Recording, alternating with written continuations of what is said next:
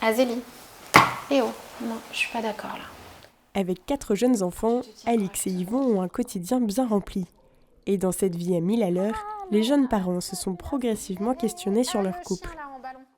Progressivement, on a cheminé vers le mariage. On a vécu une super préparation au mariage, un joli temps de fiançailles. Et puis, une fois qu'on s'est mariés, c'était un peu la routine avec le boulot. On avait le début de carrière. Chacun le monde professionnel. Et puis, au niveau du couple, justement, il n'y avait pas grand-chose qui se passait. Et du coup, on s'est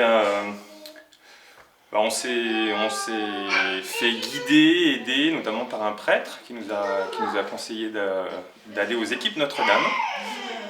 Et là, ça a été un peu l'électrochoc. Parce qu'il y avait plein de trucs à mettre en route, il y avait plein de trucs à faire justement pour nourrir et entretenir la vie de couple. Parce que c'est pas acquis, tous les jours il faut se redire oui. Et d'une certaine manière, ça nous construit, ça nous fait grandir. Ça nous permet de nous corriger de nos défauts, de ce qu'on a reçu, et voilà, progresser vers la sainteté, cheminer vers la sainteté.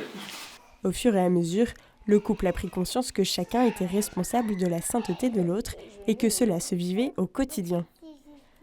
L'appel à la sainteté du couple, c'est se faire grandir mutuellement sur le chemin de la sainteté.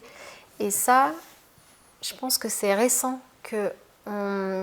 qu'on ose se corriger en fait mutuellement, se faire des petites... s'aider en fait. Même là, pendant ce carême, finalement, on arrive à essayer de s'encourager à pas... par exemple, on est assez touché par le jeûne et c'est important pour nous. Typiquement, il y en a un ou deux qui va pour sortir la boîte de chocolat parce qu'on a l'habitude après le repas et l'autre qui va lui dire « c'est carême, on va peut-être... arrêtons ». Franchement, au début de notre mariage, on aurait trop mal pris. On n'aurait pas pu se permettre ça. Tout le monde est prêt ? Oui. Au nom du Père, du Fils, du Saint-Esprit. Grâce aux équipes Notre-Dame, le duo a pioché de nombreux outils comme la prière en famille ou le devoir de s'asseoir, un temps qu'ils prennent tous les deux une fois par mois pour discuter, une manière de prendre soin de leur couple, mais aussi de mieux cheminer dans la foi.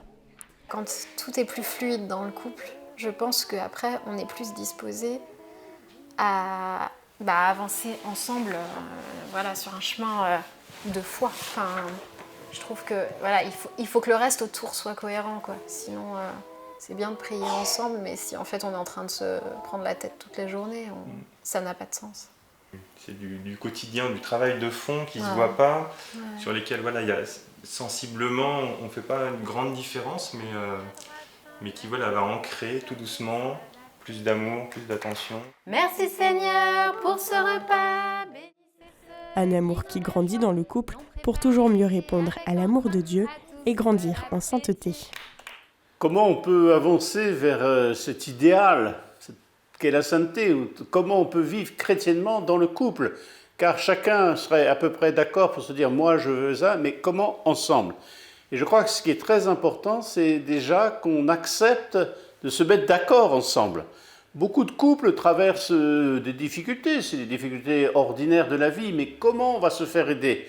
Et là, nous avons vu le fait de rejoindre un mouvement, un groupe, avoir une règle de vie, ça aide, que ce soit celui que l'on a vu ou autre chose. Se soutenir mutuellement, avoir le souci de l'un, de l'autre et des deux. Ça, c'est très important. Et le fait de vivre, de découvrir ce qu'on appelle la spiritualité conjugale ou une spiritualité conjugale, eh bien, c'est manifester publiquement, manifester à l'autre, à son conjoint, à sa conjointe, qu'on a le souci d'avancer vers Dieu. Et ça, c'est évidemment très important. Et puis, inévitablement, par le lien du mariage, par le lien du sacrement du mariage, quelque part, chacun devient responsable de l'autre. Responsable, non pas en disant « tu dois faire ça », mais porte le souci de faire grandir l'autre sous le regard de Dieu.